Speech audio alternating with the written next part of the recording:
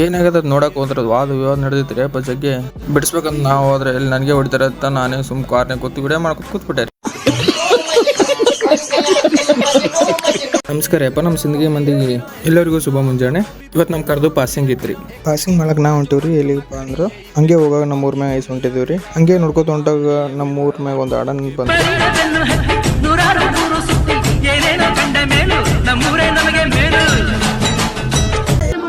ಹೇಳ್ರಪ್ಪ ಹೇಳ್ರ ನೋಡ ನೋಡ ಎಷ್ಟು ಚಂದ.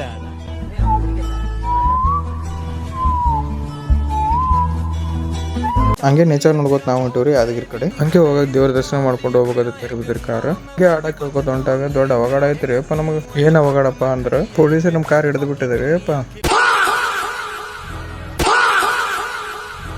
ಹಂಗೆ ಪೊಲೀಸರು ಬಾಯ್ ಅಂತ ನಾವು ಹೊರಟಿವ್ರಿ.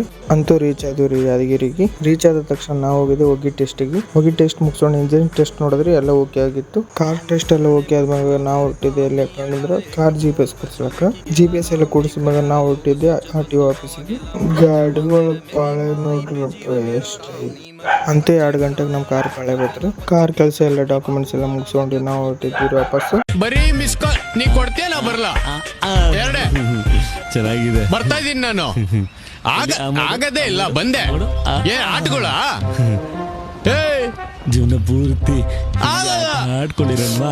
ನಾವು ಹೊರಟಿವ್ರಿ ವಾಪಸ್ ಊರಿಗೆ.